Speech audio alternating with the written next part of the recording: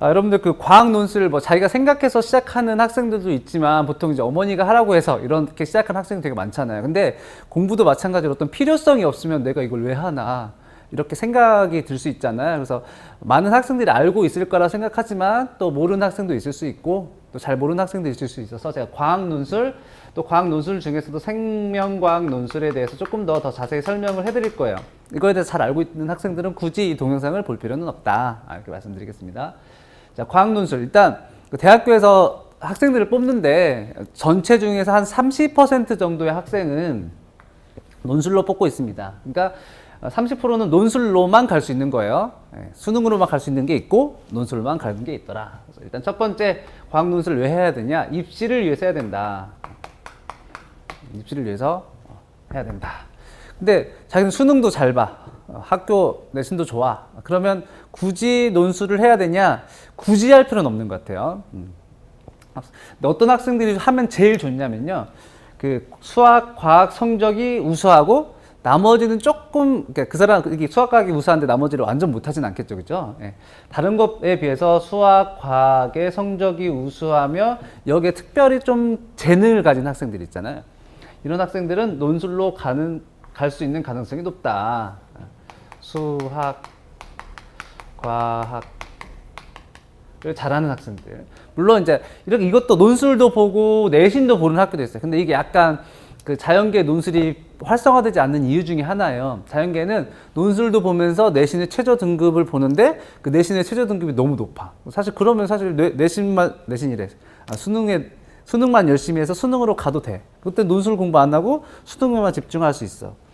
근데 논술을 하면 논술도 하고 수능 최저 기준도 맞춰야 돼. 그러니까 두 개를 해야 되니까 너무 힘들어서 자연계에서 논술하는 학생이 그렇게 많지는 않아요. 근데 그런 이제 빈틈이 있잖아요. 그래서 수능보다는 수학, 과학 성적이 우수한 사람은 여기 지원한 학생이 그렇게 많지 않기 때문에 여기 좀 집중해서 논술을 잘 보고 수능의 최저 기준만 맞추면 그냥 수능만 보는 것보다 더 훨씬 유리할 수 있다. 그거에 대한 그 어떤 게 더 유리한지에 대해서는 여러분들 스스로도 생각을 해보고 그다음에 또 주변에 있는 사람이나 아니면 학원에 가서 좀 상담을 해보시면 내가 논술에 적합한 학생인지 그렇지 않은 학생인지 좀 잘 알 수 있다. 그래서 이걸 좀 먼저 파악을 해야 돼요. 내가 논술에 좀 적합한지 파악을 해야 된다. 근데 또 수능의 최저 기준을 요구하지 않는 학교도 있어요. 사실 요구하는 학교가 더 많은데 요구하지 않는 학교가 있기 때문에 수능은 전혀 안 보고 논술만 보니까 그런 경우에 자기는 수능으로 절대 못 갈 것 같은데 이런 경우에 수학과학에 올인을 해가지고 논술에 올인을 해가지고 시험을 보면 잘 갈 수 있겠다라는 거죠. 근데 제가 이제 과학 선생님이라서 과학을 잘 가르치고 싶고 많이 가르치고 싶은데 현실은 그렇지 않습니다. 과학 논술의 그 이과 논술의 대부분은 수학이에요. 모든 학교, 논술을 보는 모든 학교는 수학을 봅니다. 근데 과학, 또 특히 생명과학을 보는 학교는 그리 많지 않다. 과학 논술은 상위권 학교들이 주로 봐요. 상위권. 그러니까 논술로 가고 싶다. 그러면 일단 수학은 잘해야 되고요. 상위권 학교를 논술로 가고 싶다. 그러면 과학도 잘해야 돼요. 근데 지방학교는 수학만 잘하면 돼요. 과학은 안 보는 학교가 훨씬 더 많습니다. 어떤 학교가 보고 어떤 학교가 보지 않는 건 제가 자료를 올려드릴 거예요. 좀 자세한 내용 그걸 읽어보시면 되겠습니다. 됐죠? 네. 논술로 대학을 갈 수 있다. 근데 특별히 자기는 수학, 과학, 논술을 좀 잘한다. 이런 학생들은 논술을 선택하는 게 좋겠다라는 게 제 말의 요지죠. 네. 자, 각 그 학교의 그 논술 요강 같은 걸 보면 뭐 이런 것들을 잘해야 된다 이런 말이 있는데 결국에 뭐 이런 말은 누구나 하죠. 뭐 추론 능력 다 좋고 과학적 사고 능력이 좋으면 누구나 막 하겠죠. 네, 이런 것들은 좀 약간 막연한 이야기고 어떻게 잘해야 되는지는 좀 뒤에서 이야기해 드릴게요. 근데 논술을 한 학생과 하지 않은 학생은 반드시 변별력이 있도록 나오는 게 포인트예요. 수능을 한 학생과 하지 않은 학생 변별력이 있더라. 그러니까 준비를 한 학생과 안 한 학생 분명히 차이가 있어요. 그러니까 논술로 가려면 반드시 논술 준비는 해야 돼요. 그냥 수능만 대강 공부하다가 논술 보면 잘 봐서 갈 수 있냐? 그렇지 않습니다. 논술을 반드시 여기서 결정을 잘해야 돼. 난 논술로 갈 거야. 그러면 반드시 하셔야 됩니다. 공부해야 된다. 그러니까 수능하고 푸는 방법이 좀 반대. 수능은 읽어보고 이게 맞겠다 해서 딱 찍으면 되는데, 논술, 특히 이제 과학 논술 같은 경우에, 뭐 수학도 마찬가지인데, 중요한 용어를 여러분들이 써야 돼요. 용어. 뭐 세포라든지 조직이라든지 용어를 써야 돼요. 근데 수능은 그런 용어를 쓸 필요는 없잖아요. 그냥 읽고 알고 그냥 답만 이게 찍으면 되잖아요. 실제 시켜보면 학생들이 뭔가 그 개념은 알고 있는데 그거를 정확히 표현하는데 항상 어려움이 있어요. 그래서 하면서 뭘 여러분들이 준비를 하셔야 되냐면, 생명과학의 용어를 공부하셔야 되고, 이거를 논리적으로 짜집기를 해야 되죠. 표현을 할 줄 알아야 된다. 이거는 언어적 능력이 좀 중요해서 학생마다 좀 차별성은 있어요. 그래서 공부하실 때는 용어 중심으로 외우시고 이해를 충분히 하셔야 돼요. 이해를. 왜냐면 수능은 거의 1번 문제는 어떻게, 2번 문제는 어떻게 나오는 형태가 전형적으로 정해져 있는데, 논술은 그렇잖아요. 여러분들이 문제를 읽고 그걸 이해해서 여러분들이 알고 있던 용어들을 머릿속에서 막 짜집기 해서 하나로 이렇게 표현을 해줘야 되는 거죠. 이거는 연습을 통해서만 할 수 있다. 그러니까 반드시 논술 준비를 해야 된다는 거예요. 한 학생과 하지 않은 학생들은 변별력이 있다. 기억할 거면 지금 최대한 빨리 여름방학부터 준비를 해야 할 수 있다. 대부분 학생들이 수능만 공부하다가 바짝 그 추석 때 조금 하고 그다음에 시험 전에 잠깐 하거든요. 그런 학생과 차별성을 두려면 반드시 해야 된다. 그렇죠? 그래서 여름방학부터 하는 게 좋다. 언제 해야 되냐? 언제부터 해야 되냐? 여름방학부터 하는 게 좋겠다. 그렇다고 논술에만 또 올인하기 너무 불안하잖아요. 그래서 반드시 수능 과목과 연계해서 하는 걸 저는 추천해드려요. 물론 이제 수학은 어찌됐든 해야 돼요. 수능도 해야 되고 논술을 해야 되니까 어차피 해야 되는데, 과학 같은 경우는 자기는 뭐 지구과학 1, 2에 물리 1, 2를 듣는데 제가 생명과학을 해라 이렇게 저는 말을 못 하겠어요.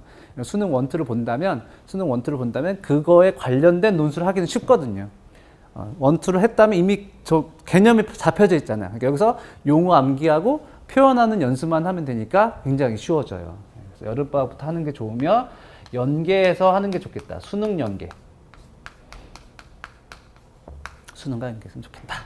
이렇게 하면 논술 또 공부하면서 수능도 다시 또 더 잘 이해가 되거든요. 두 마리 토끼를 또 잡을 수 있어요. 네.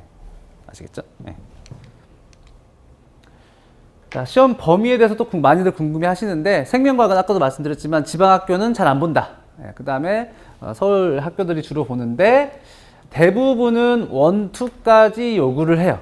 물론 1만 한정한 학교도 있지만 대부분 1, 2까지 봐야 된다. 좀 너무 넘어가나요? 1은 반드시 해야 되고요. 그러니까 2는 해야 되는 학교도 있고 안 해야 되는 학교도 있다. 이건 제가 정리를 해놓은 걸 자료를 올려드릴 테니까 보시면 됩니다. 그러나 1까지 물어보는 것도 또 2 영역에 또 1의 그 내용들이 좀 들어있어서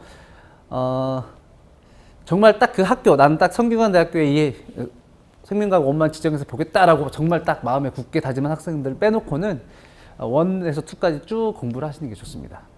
그리고 난 생명과학 1만 했는데 이 강의를 들어도 될까요? 라고 물어보는 학생들이 되게 많아요. 근데 어차피 제가 이 온라인 강의는 모두 다 학생 다 정해져 있지 않잖아요. 제가 오프라인 강의에서는 뭐 서울대반 학생의 수준 이러니까 이건 생략하고 뭐 이렇게 설명하고 이렇게 하는데, 온라인 강의는 이제 굉장히 모든 학생들 다 봐야 되니까 되게 자세히 설명을 할 거거든요.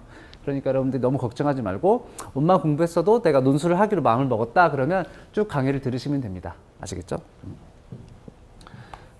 나눠져 있지만 1, 2를 다 하겠다. 저희 강의는 다 하겠다.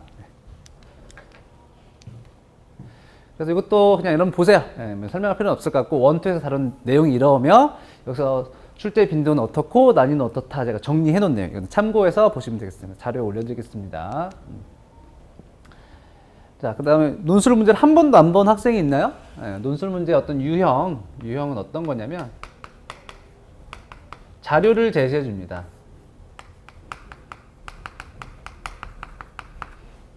자료를 제시하면 이걸 잘 읽어. 잘 읽어야죠. 근데 이게 그 인문과학 논술이랑 조금 달라요. 거의 이렇게 자연과학 논술은 답이 정해져 있어요. 거의 정해져 있어요. 물론 아주 여기다 뭐 독창적인 생각을 쓰면 플러스 점수를 줄 수 있지만 거의 이걸 어떻게 할 수 있냐면, 실제 이건 상상해서 제가 쓰는 게 아니에요. 실제 교수님들이 채점할 때 채점 기준이 다 있어요. 왜냐, 그렇지 않으면 기분이 나쁘면 점수를 안 주고 기분 좋으면 점수를 더 많이 줄 수 있잖아요. 채점 기준의 가장 중요한 게 뭐냐면, 이건 인문과학과 달라요. 인문과학은 어떤 논리력도 보고 이렇게 문장 쭉 매끄러운 것도 보고 뭐 이런 거 다 보는데, 생명과학에서는 아까도 말씀드렸지만 용어가 되게 중요해요. 용어. 영어로 이제 키워드라고 하는데 키워드. 이 문제를 네가 쓰려면 반드시 이 용어는 포함해야 돼 하라고 하는 용어들이 있어요. 그런 용어가 들어가야만 점수가 있어요. 실제 교수님들 이야기 들으면 내가 그걸 다 언제 다 읽겠어 이렇게 쭉 보면서 키워드를 잘 제대로 쓴 학생들은 점수를 많이 주고 그렇지 않으면 점수를 안 준다 이렇게 말씀하시거든요. 용어. 그러니까 자료 제시에서 내 의도를 잘 파악해야 돼요. 두 가지만 하시면 된다. 여기서 물어보는 게 뭐지? 뭘 내가 어떤 용어를 쓰기를 여기서 원하는 거지? 이걸 잘 파악한 다음에 거기서 원하는 대로 써주면 생명과학 논술은 잘 볼 수 있다. 그래서 모든 학교 다 이래요. 제시문, 논제 이런 것들을 글로 줍니다. 그걸 여러분들이 잘 읽고 그 의도를 파악한 다음에 대답을 하면 된다. 학교에서 요구하는 뭐 주요 소양 이것도 있는데 여러분 프린트 자료에 올라가는데 읽어보시고 중요한 거 요거죠. 답안 작성의 키포인트가 뭐냐. 5가지 키포인트가 있는데 이 중에서도 2개가 잘 제대로 이해하는 게 되게 중요해요. 이해. 여기서 뭘 물어보고자 했냐라고 이해를 잘해서 정확히 표현해주면 된다. 이게 표현이죠, 표현. 적절히 글 쓰는데 근데 여기서 제시문에 있는 걸 그대로 쓰면 안 돼요. 예. 채점 기준에 뭐도 있냐면 감점 요인 이런 게 있어요. 감점 요인. 근데 여기 자료 제시했는데 이걸 굳이 답에 쓸 필요가 있겠어요? 없잖아요. 그래서 이걸 그대로 쓰면 안 돼요.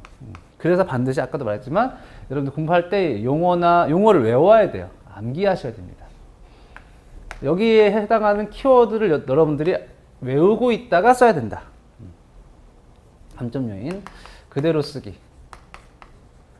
그대로 쓰면 감점이다. 의도한 바에 따른 이 용어를 여러분들이 암기하고 있다가 잘 표현해 줘야 된다. 이걸 좀 어렵게 지금 표현한 거예요. 외우고 있다 써야 된다. 기본적인 소양 외우고 있어야 된다. 그 쓴 것을 적절히 네가 글로 표현해야 된다라는 거죠. 2개예요. 이해하고 잘 표현하면 해주면 된다. 끝. 이해하고 표현만 하면 된다. 근데 표현할 때 창의적인 논리 전개라고 했는데 창의적인 논리 전개가 뭐냐? 별거 아니에요. 그냥 잘 쓰면 돼요. 근데 이제 어차피 이제 이런 제시를 해줘야 되니까 이런 말을 쓴 거고, 그다음에 창의적일 수밖에 없는 게 여러분들이 다 객관식이 아니라 다 주관식이잖아요. 사람마다 다 다르게 표현하잖아요. 다 다르게 표현하기 때문에 네가 알아서 적절히 표현하면 그게 다 창의적인 전개예요. 표현 자체가 창의적일 수밖에 없다. 그렇죠? 그래서 잘 이해하고 표현만 하면 된다. 그럼 여러분들 이제 어떻게 공부해야 될지 대강의 가닥이 잡히죠.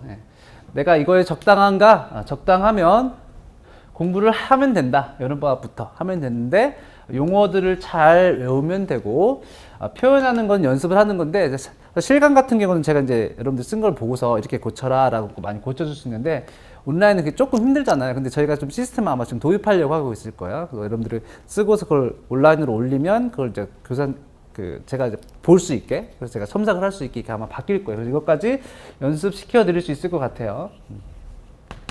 이거는 아직 정확하지 않습니다. 제가 다음에 그게 확정이 되면 다시 강의에서 말씀을 드리도록 할게요. 그래서 여기에 해당하는 영역까지 용어를 공부하고 표현하는 연습을 하면 된다. 끝. 네.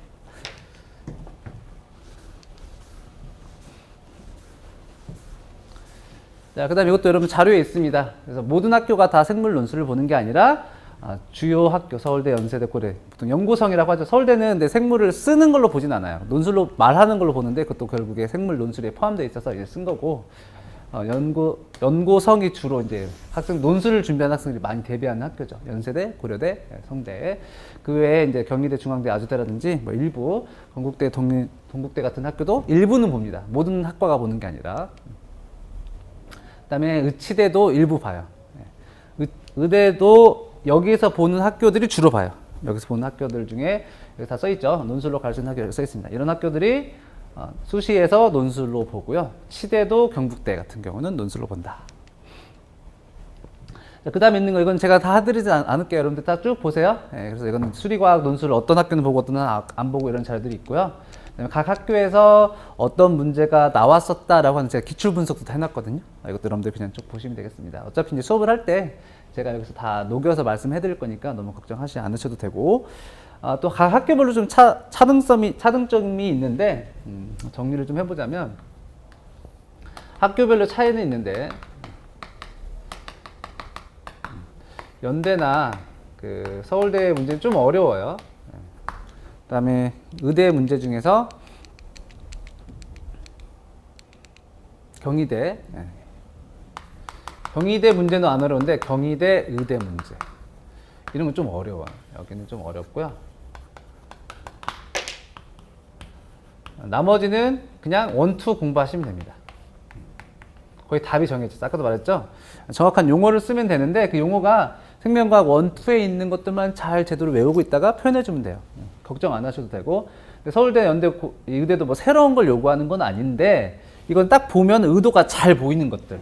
의도가 교과서대로 거의 돼 있어. 그래서 교과서 그 내용을 떠올려서 잘 쓰면 되는 내용인데 얘네들의 좀 문제 자체가 약간 창의적이에요. 문제가 창의적이다.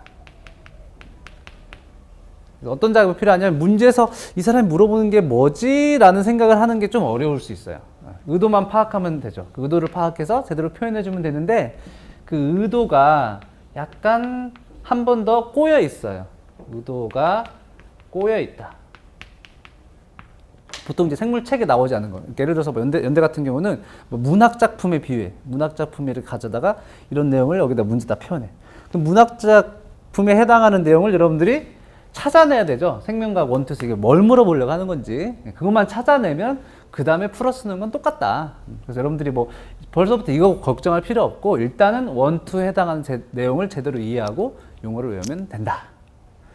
그런 내용들이 쭉 써 있어요. 그래서 각 학교의 특징이 뭐고 각 학교의 특징이 뭐고 어떤 걸 물어봤는지 제가 다 자료에 올려드렸으니까 이거 보시면 되겠다. 그래서 제가 이제 강의해드릴 때 일단 암기를 좀 시켜드려야 되죠. 어차피 용어를 외워야 되니까. 근데 단순한 암기가 아니라 이해를 제대로 하면 암기가 잘 되거든요. 그래서 제가 이해를 동반한 암기가 저의 특징이고요. 이해를 동반한 암기를 시켜드릴 거고 또 그냥 단순 암기 해야 되는 것들은 제가 또 암기 팁들이 있어요. 암기 팁들도 해드릴 테니까 이렇게 외우시면 된다. 두 가지죠. 그 다음에 의도 파악하는 것도 제가 해드릴 거예요. 두 가지만 하면 끝이라고 그랬죠. 의도를 잘 파악해서 써야 되는데 쓰려면 뭔가 외워야 되죠. 암기 팁을 알려드릴 것이다.